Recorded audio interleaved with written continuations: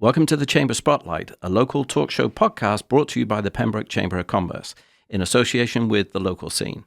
We'll be recording on a regular basis and we'll cover many topics that span local businesses, local elections, local town governance, and a citizens' academy. I'm your host, Fraser Townley, and today we're sitting down with Jason Viveiros and Rick MacDonald, public safety guys. So, Jason, you are? My name's Jason Viveiros. I'm the Pembroke Fire Chief. Mm-hmm. Welcome. That's it. You want to stop at that? No, I've been the fire chief here in Pembroke for the past 3 years. Mm-hmm. Prior to that, I was the fire chief in Halifax for 8 years prior to that, and spent a lot of my career on the Cape. So 32 years in public safety. The past 3 here in Pembroke. Excellent. Thanks for your service, Rick. So Rick MacDonald, the chief of police for almost 6 years now. I started here in '98. Before that, I was a housing cop in Boston for almost 7 years, where I was a sergeant. When I left that job, I spent 37 years in the Air Force, Air National Guard, and retired there about 5 years ago. Excellent. Thank you for your service also. When you say a house cop, what's a house cop? Housing. So we worked in housing developments, yes. Right. Okay. Low-income type sections at high-end crime area type areas, and they focus just on that. Right. And where was that? Back in the day, it was Columbia Point. Okay. But you've been on the Cape for a while as well, haven't you? Nope. When you were in the services? Yeah, I did Camp Edwards and Otis Air Force Base. Right. And then my last 10 years, I worked at Hanscom Air Force Base as the state command chief for the Air Force and the Air National Guard. Terrific. And you were a Cape guy as well. Did you know each other when you were on the Cape? No, I was on the fire department on the Cape. Spent 14 years there. Uh-huh. Yep. Uh-huh. And how have things changed over those 14 years? We see changes every day. Right Right. now, the interesting thing in the fire service is that we're having a recruitment problem. 32 years ago, you'd have hundreds of people applying for one job. Right. Today, we're trying to go out and actively recruit. We have, we had a position open. In our first round, we had no applicants. We reposted the position, changed the qualifications around a little bit, and we ended up with 3 applicants. So the pool of applicants and the people looking to get into public safety has definitely gone down in the past couple of years. Uh-huh. Pembroke Fire Department and fire departments that run an ambulance service, we specifically look for people that are trained as paramedics. And that field is the amount of people entering that field has really shrunk in the past several years. So it's not that there's more people required; there's less people applying. Correct. Is that the same across all public safety, or there's armed services, for instance? Are they seeing a decline? I can't speak for the armed services and the fire departments. We're seeing it across all over the state that departments are hiring and they're having problems recruiting new people. Especially we're looking for people that fit the EMS piece as well. So we want them to come in trained already as paramedics. And since COVID, the amount of paramedic schools or places that are teaching people to become paramedics has shrunk dramatically. And we just don't have the applicants that we once had. Oh, that's got to be concerning, because I get the sense that is a growing sector. Absolutely. The amount of, the EMS calls accounts for more than 70% of what we do as a fire department. So it's important that we have people have that skill set. Has that grown, that 70%? It's been pretty consistent probably for the past 10 or 15 years, but every year our call volume continues to grow. Wow. Yeah. Rick, same with you? And the police services in general, yes. With Pembroke, we've been fortunate because of a combination of things. Our lists, we're civil service, unlike the fire department, so we have to abide by the civil service list. And in our list, it's pretty healthy, and it has been since I've been here. I love mine. Even as a chief, I have a lot of people that come over from other departments as a lateral because they want to work for us for contractual reasons, quality of life work-wise. It says a lot. We don't have the building, obviously, while we're talking today. Mm-hmm. So there's something going wrong with the building part of it, but we fixing what's up internally when it comes to personnel. We have a military preference, which is another aspect to that. Mhm. So we've been lucky that way, but other towns are not as fortunate. You can see they're recruiting through social media a lot. Wow. So you brought up the public safety building. In the pre-interview, we said we weren't going to talk about that, but you brought it up. So where are we on that? Right now, we're ready to basically break ground. Uh-huh. And any day now, they're working on basically the site work. You'll notice that when the fences go up, and that's when the actual real work starts. Right now, it's all engineering, it seems like. Right. So all the planning and the testing, that's all done. Yeah, I mean, we're not involved with that part of the process. No, and I understand that's an unfair question. I should perhaps forward that to the town manager or whatever. In the next, within the next 2 weeks, you're going to start seeing the construction trailers will be brought into the site. You'll see the fencing going up, and we're planning a groundbreaking ceremony at both sites. Probably sometime maybe the week or two after Labor Day is the plan right now. Okay, and the Chamber of Commerce will get their invite I'm to sure, the ribbon. absolutely. Peter Brown would kill me if I didn't ask the question. Good. So everything's on. Is that on target? I don't know. What was the timing? Yes and no. I mean, we're not really off by much. If anything, we're probably 2 months behind from the original schedule. Right. So we're still tracking. I think 20 months is the most. Yeah. So for the estimates right now were about 14 months for the substation to be built. Okay. And roughly 22 months for headquarters to be built. Right. The nice thing is so like the chief said, we're kind of on track time wise. Yeah. And under budget, slightly under budget. So, that's great So news. it's good news. Yeah. Terrific. And you've been responsible for coming under budget, or is that down to Yes and no, because initially we were over budget. right? And we had to come down with a plan together and collectively reduce some of the things that we wanted. Yeah. And not necessarily as much as a need. So working with a smaller footprint, along with getting rid of certain things that we actually need, but they're not like the top priority. Sure. Something we can ask for later in capital requests. Right. And that's how we brought the budget in. It ended up coming under budget, and those things came back. Cool.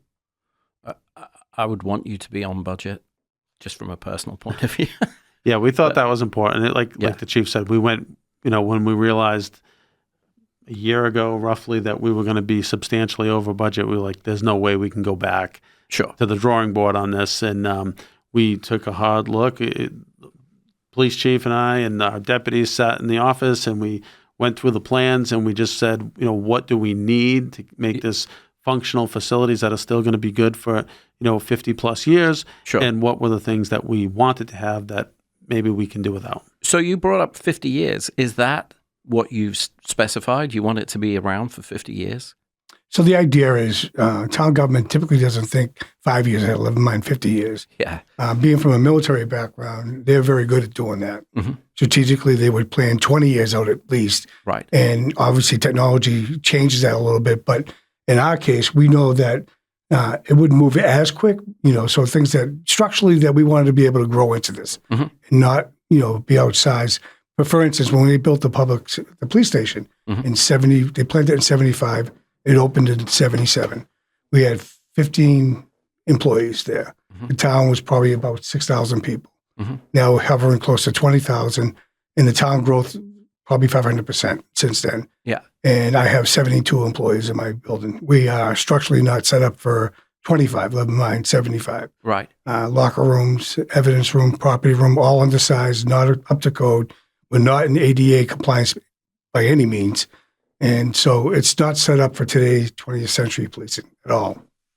So you've outgrown your facility. It hasn't crumbled on you, or is there an element of crumbling? Structurally, it's actually a decent building. Right. That's You've why just outgrown it. They have plans for that potentially to be annexed to the town hall. Yeah. I only bring it up because we actually had one of these podcasts, which was a historical podcast. We had the Historic Society and the Historic District Commission.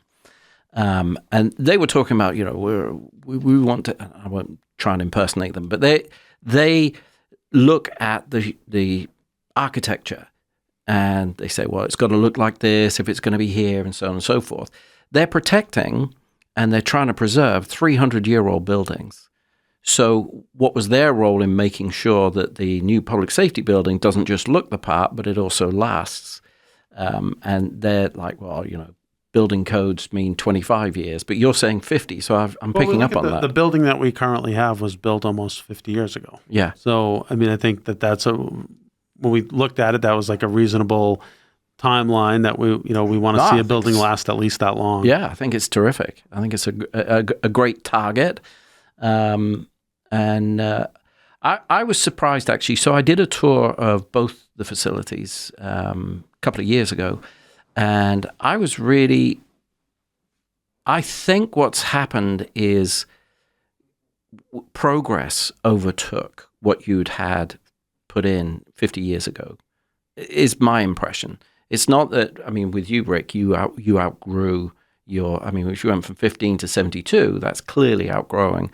But in the fire department, there was new features, new processes. So even the size of our fire engines has grown. Right. A fire truck today is almost double the size of a fire truck that was built 50 years ago. And why is it double? What is it that they do that's... Well, we do a lot more than we did 50. 50 years ago, the fire department was there to fight fires. Right. Today, we call it an all hazards approach. So we're fighting fires. We're doing medical things. We carry medical equipment on the fire trucks as well. We have, we're prepared for water rescues, ice rescues, motor vehicle extrication, hazmat incidents. The scope of the fire department is much, much larger than it was 50 years ago. The other piece of that was 50 years ago, the fire department was highly dependent on volunteers and a call department or on-call firefighters.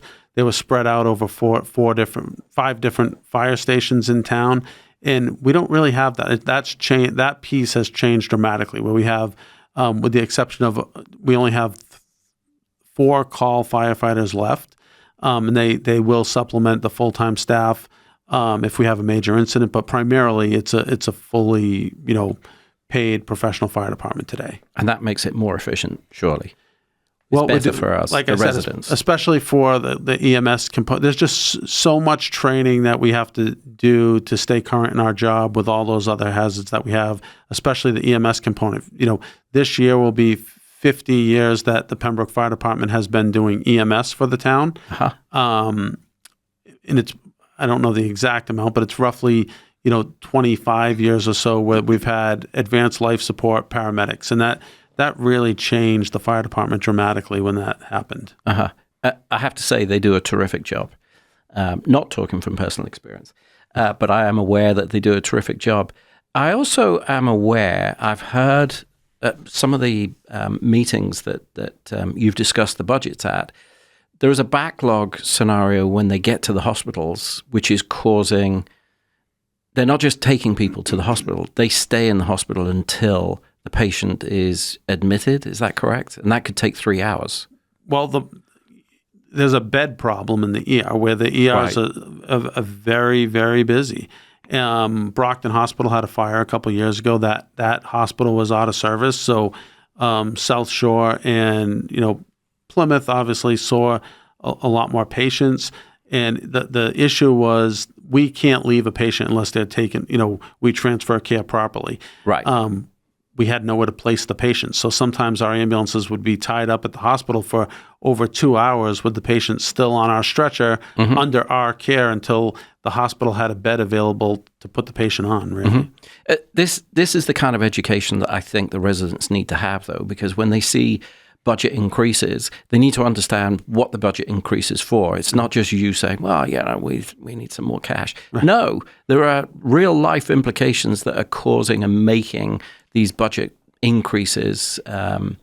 It's not your doing, you're responding. So I get it. Do you have a similar thing, Rick? Well, just to piggyback on the fire side of it, back in the 50s and 60s, the police did the ambulance. We had a station wagon, and we put them on a board and just ride as fast as we can to whatever hospital. So that was kind of the and nobody was trained as EMTs. They might have been first responders, but that's it. Yeah. So that's where we were at back in the 50s and 60s. Yeah. I even have real pictures on my wall. So if you come in my office again, I'll show you the station wagon. And the other part of it is it's not unusual to see 3 ambulances backed up in the social hospital in Pembroke. Yeah. Which is very common. It's almost daily. Yeah. So the resources get limited. Then how many ambulances you have? 4? We have 3 ambulances, and almost, like the chief said, almost daily, all 3 of them will be out on calls at the same time. I can imagine. And we, like you talked about the budget, what happens is if our entire staff is at the hospital, we have to recall people to have some type of coverage in town in case something happens. That's crazy. Yeah. Mutual aid's not the only answer to that because they might be busy. Mm-hmm. Mm-hmm. You mentioned substation, 14 months. Does that start before the main building, or they're starting simultaneously? So we have. So that'll be completed before the main building. It will. Yeah, Okay. we have two different contractors. Tower Construction out of Rhode Island is building the substation. Mm-hmm. WT Rich, I believe, out of Needham is building the public safety headquarters. Mm-hmm. And where is the substation again? It's on School Street at the corner of Monroe. Right, Yep. right. Okay, good. So that's. Tell me a little bit. So last week we had the arts festival. The organizers of the art festival, and they came and they were telling us all about what's going to be happening and stuff like that. And they mentioned the community day, but you also have your own day, a public safety day. Why don't we discuss the public safety day? What can the residents of Pembroke expect from the public safety day? So basically, it's a joint effort between police and fire and other entities that support the police and fire. Mm-hmm. So you'll see other departments there. You'll see our comfort dogs from other departments, as well as us. We have things for children. They have food services there. And it's basically kind of showing the tools of the job that we have and to interact with the public because we have a lot of officers and firefighters there. Yeah. That make small talk and they answer questions to the public where, you just don't see that every day. Now, this coming Saturday when we have the community day, it's more of that a little bit, but it's isolated to each department. So right. in my case here, would probably be open station displays of what we have and have a few officers there to answer questions. Mm-hmm. Same with you, Jason? Yeah, Community Day, we're going to have the fire station open. We'll have apparatus out front, giving tours and things like that. Public Safety Day, give it a plug. It's September 28th. Yeah. It'll be at the community center. But we have, like the chief said, we have a lot of other agencies that come in. The chief has arranged in years prior. We've had military apparatus there. The past few years, we've had state police helicopter come in.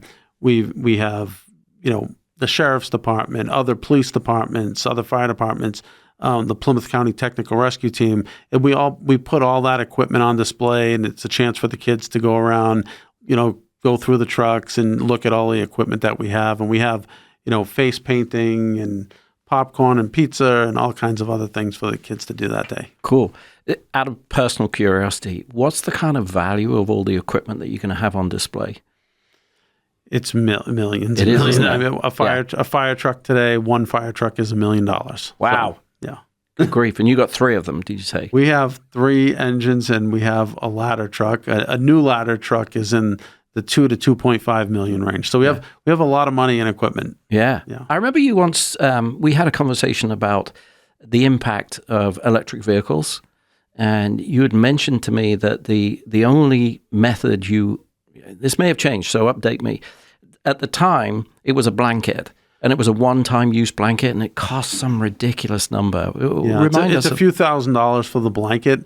The problem with the electric vehicles is the lithium-ion batteries, and those lithium-ion batteries in all kinds of different products present a challenge in the fire service.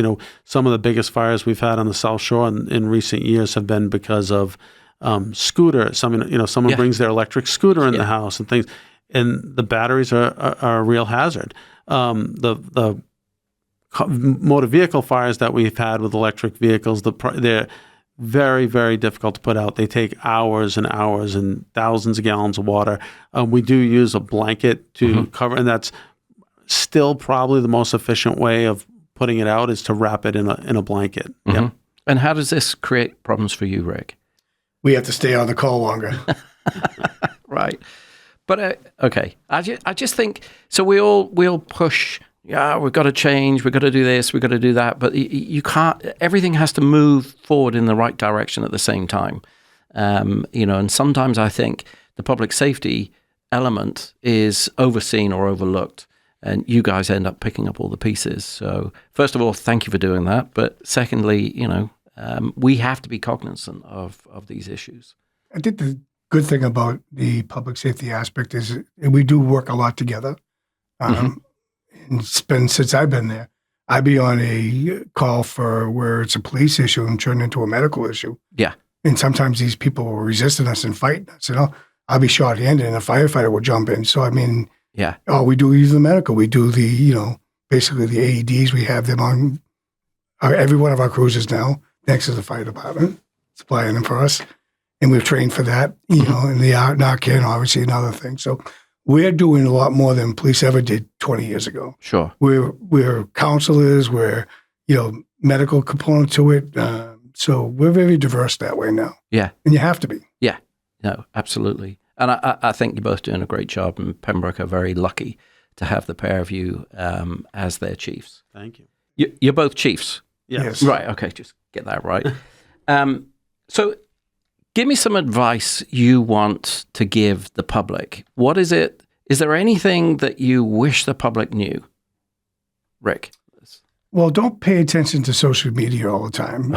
Yeah, okay, that's a very because good. everybody has access to that, and Yeah. you really can't. We really can't police that. No pun intended. So, but if you have a real question, especially if it involves either the fire or the police, call directly us, and we can give you an answer and tone it down a little bit. That's actually part of the motivation for what the Chamber are doing with these podcasts. We were seeing a lot of the misinformation, and we wanted to just make sure the correct information is out there. So we appreciate the opportunity to have these conversations with various departments. Jason, anything? No, just that we keep in mind that budget is always an issue. Recently in Massachusetts, there was a tragedy where there were 10 people that lost their lives, and it brought a real focus to that community and all the communities in Massachusetts about how we're staffing our fire departments. I know in the newspaper last week, it was whether or not what departments, meet the NFPA requirements, and most of us don't. We don't meet those requirements, but we do the best we can with what we have. And when people think about those, we try to limit our ask, as much as we can, but we try in our best to work towards meeting those requirements, and it's all because we want to make the community safe. Sure. And that's a big part of having the satellite fire station for their response times. Yeah.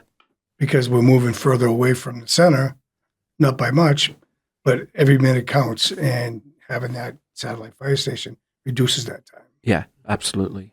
And I think, I feel the pair of you have been extremely clear with the public in that regard.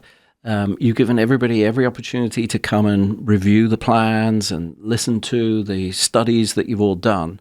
But it's an education, and the education, it feels like it's a constant, and we just got to keep reminding folks.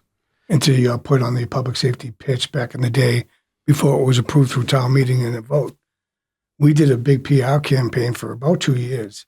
Impact TV was a big part of that. And a lot of people didn't realize, because a lot of people are visual, and when we did the videos of our facilities and some of the deficiencies as far as the liabilities attached to it, and then the officer safety and fire safety, was a real big factor in morale and what you were going to take a hit at some point in services, because you're not going to get the quality people that you want to do the job. We call it the broken windows theory in law enforcement.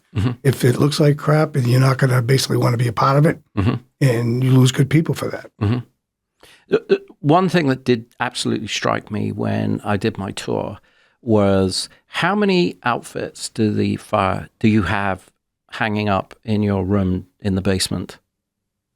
How many? There's a particular outfit that they all the firefighters wear. Firefighting gear. Yeah. So we have, each member is assigned 2 sets of gear. Right. Yeah. And how many firefighters? 31 Okay, so you've got 61 sets. Yeah. Sets.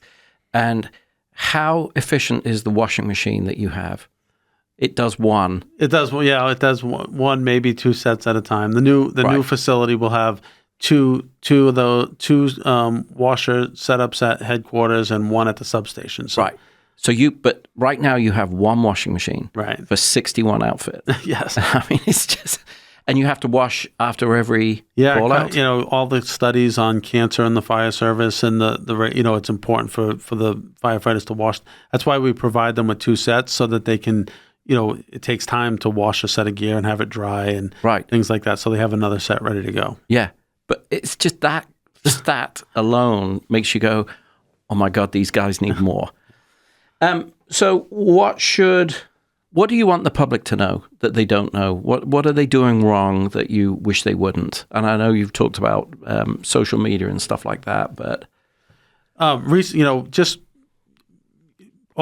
a little pitch on open burning. So open burning seasons, January 15th to May 1st. That's the time where you can clean up your yard and burn, debris from your yard. We've had recently a lot of issues with people burning construction material on their properties, and it's not only bad for the environment, it bothers their neighbors, and it's illegal. So I just want to remind everyone that you can only burn during open burning season, and that's just for things that come off the tree. Brush. Yes, it's not for construction material. Now, so the actual licenses. That changed a couple of years ago. You used to have a license. You had to call in with your license number, and you had to make an appointment. For the burning permit? Yeah. Yeah, so we've kind of tried to streamline that a little bit where we have a QR code where we post that online, or it's when you walk in the lobby of the station and you just enter we have a form set up. It will bring you right to the form, and you just call the day that you want to burn, and the open burning line will say if it's permitted or not on that given day. But so you can't just have a brush fire. You have to call it in before you have the brush fire. I feel that's something that absolutely quite a lot of people need to remember. There are days that the DEP will say that people can't because the air quality issues, and then other times it's wind, weather related, where if it's been too dry or if it's the winds are too heavy, we'll cancel burning for that day. Yeah. And do you also take into account that, 1 in 10 goes wrong? I've only got so many firefighters, so I can only have 20 fires today. Or no, we don't limit the number of fires, luckily. Okay. So, there's some days on the weekends that we'll have quite a few people, a couple hundred people burning on the same day. And so I don't have to panic. If you can burn, you can burn. Right. If you can burn, if we are allowing that day, we don't limit the number of permits. Okay. Very good. Just call it a cooking fire. Yeah. Rick, anything you would? Well, I think the new and up-and-coming thing is the recreational complaints with these new e-bikes. Oh. Which go faster than our cruisers when they're using the speed limit. I hadn't thought about that. They're going the wrong way in traffic, not wearing helmets. They're really young, 12 to 13-year-old kids that are really inexperienced. And they're driving in traffic sometimes, and it becomes a habit. And I think the big picture is the laws haven't caught up with this new technology with bikes. Right. And it's starting to happen in other towns where they're probably using their town ordinances to change that a little bit. Yeah. But the state will eventually have chapters and sections to deal with it. Not that we want to go around writing 12 and 13-year-olds up, but at the same time, we need some teeth in this because parents are letting them just kind of free-willy this. So, and I don't want to put you on the spot, Rick, but what would you like to see? Would you like to see helmets as mandatory? Would you like to see, what? Well, it is mandatory. So, it is? Yeah, okay. Just that let's get that statement out there. Yeah, they have to wear the helmets. I think, right. Because I see a lot of people not wearing helmets. Right. And we educate them as we see fit. I think ultimately they take off on us a lot of times, and they have the ability to get on smaller areas where we don't want them to get hurt. So little scamps. We pick and choose how we chase these young kids. Usually we know the players, and we go to the house and talk to the parents. Yeah. That's usually how it's handled.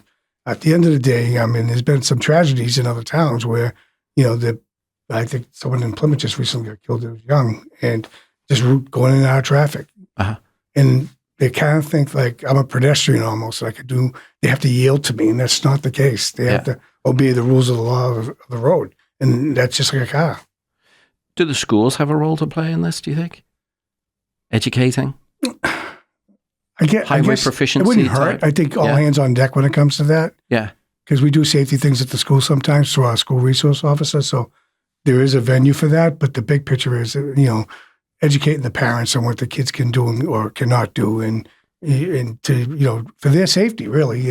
And a lot of these complaints are generated by actual other vehicles saying, I almost hit this 12-year-old and driving right in traffic.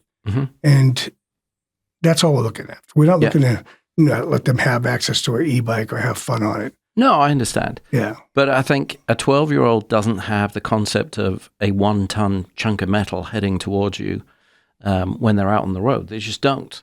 I think I was 40 before I had that concept. So. And they go fast now. They go 40, 45 miles an hour. Yeah. Yeah, I think that's a good piece of advice, well worth looking into. So actually, we're at time, which has gone through very, very quickly. I've thoroughly enjoyed talking to you guys. Is there anything else you wanted to say or get off your chest or moan about, sing about, be happy about? No, Now's your chance. I would just say thanks for offering, because I think it's very important to educate the general public, and having whether a podcast or don't call it PAC TV anymore, but local scene, and having different people come out and talk about town government and what's going on. Maybe a lot of people don't watch it, but it is important to reach out and show that we are a part of the community and we want to make a difference. And if that means what you think is a stupid question is really not. Jason? No, I think that I agree with the chief. This has been excellent. And just to remind people, it's their fire department, it's their police department. If they have questions, concerns, comments, our lines are always open. Feel free to, give us a call, talk to us about it. We're always, we appreciate that when people call and ask questions. Yeah. And we're always happy to answer. So. But I can say from personal experience, you guys have always been very, very open and approachable. I feel I have a relationship. We don't go drinking together, but I feel we have a relationship, and that's because of your openness. Absolutely. And that's fantastic. So that's all we have time for. So thank you to our guests, Jason and Rick, and thank you to all the listeners for tuning in. This podcast will be available on Apple, Spotify, and YouTube with additional links to our Facebook page. Don't forget to like us on Facebook at the Pembroke Chamber of Commerce. And if you're interested in becoming a member of the Chamber, please go to the Pembroke Chamber of Commerce website, pembrokechamber.org. Thank you, guys. Thank you.